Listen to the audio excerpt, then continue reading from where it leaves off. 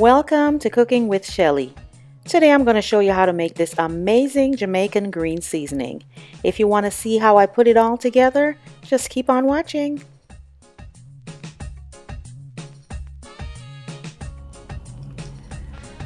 So a lot of you have been asking how I make my green seasoning that you see me pouring on my chicken in my cooking videos. Well, today I'm going to show you exactly what I do. And here are some of the ingredients that I use. So here you can see that I have a bunch of parsley. I'm also going to be using a whole onion, 4 cloves of garlic. I'm going to be using a Scotch bonnet as well, but I'm going to take all the seeds out because I don't want it too spicy. I just want the flavor of the Scotch bonnet, not necessarily the burn that it gives. I'm also going to be using a piece of ginger, and then I have some thyme on the side right here, as well as a bunch of scallions.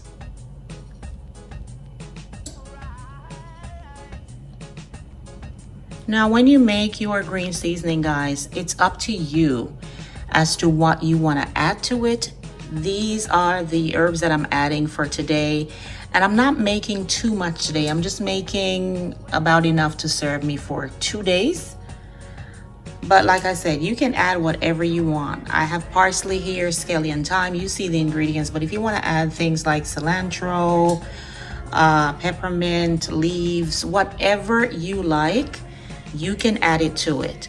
And the whole idea of creating this green seasoning, guys, is so you can store it in your refrigerator. That way you don't always have to be cutting these things up and prepping them. You already have it in the refrigerator stored, and you can just reach for it and use it on demand. All right, I'm gonna go ahead and cut these up, and then we are going to blend. All right, so as you can see, I have roughly chopped these up. And you're really chopping it up so it can hold in your blender or in your food processor, whichever one you choose. It can be done in either one. And there I have taken the seeds out of my Scotch bonnet, chopped up the onions, the parsley, and just kind of roughly chopped the scallions. So what I'm going to do now is I'm going to put them in just this Ninja cup. That works perfectly in my blender. And then we are going to add some oil to it just to help with preserving it while it's in the refrigerator. And then we're gonna blend. So let's get our herbs in the cup, and then we're gonna add our oil. Okay, so we have added all our ingredients to the cup, all the veggies and the herbs that I've cut up. And now what I'm gonna do, just to help with preserving it, is I'm going to add a tablespoon and a half of oil. In this case, I'm adding vegetable oil, but feel free to use any oil of your choice. You can use olive oil. Whatever oil you choose to cook with, you can add it to it. All right, now let's go ahead and blend it.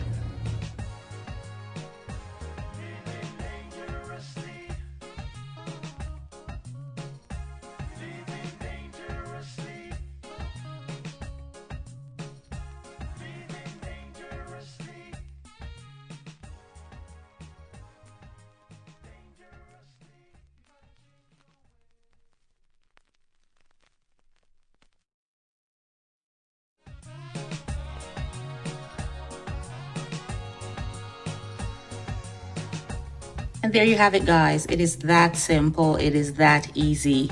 And now what you would do at this point is just place it in little mason jars or whatever jars that you have, or plastic containers that you could put it in, and just put it in your refrigerator and just reach for it when you need to.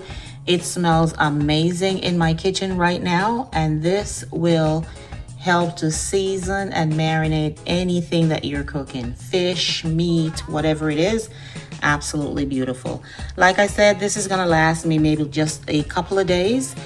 If you want to make bigger batches, you just add more ingredients, so more scallions, more onions to your liking. Add your oil and just blend in your blender or your bullet or your food processor, whatever your choice is. And you can have this yummy marinade green seasoning at your disposal at any given time. And here it is again, guys. I have just poured it out into this little bowl and added some garnish for your viewing pleasure. I'm going to use some today, and then I'm going to put the rest up in my refrigerator. If you take a look at it, it kind of looks like guacamole. Absolutely, it smells amazing. Here's another tip for you. If you don't want it as smooth as I have done it today, then you would just blend it or puree it for a shorter period of time if you want to get those little chunks in it. But I like mine to be smooth because sometimes I'll add it to my soups or whatever I'm making, my fish. And I don't always want those little chunks on my fish, especially if I'm putting it in the oven. But there you go, guys. I hope you have enjoyed this, and I hope you will try it. Thank you so much for joining me today. I truly do appreciate your presence. And if you would love to see more recipes that I make on this channel, I would love for you to consider subscribing by hitting the subscribe button below and hit the notification bell also. That way you are the first to know when I upload videos such as this. And until the next video, this is Shelly saying, big up yourself. All right, take care. Bye-bye.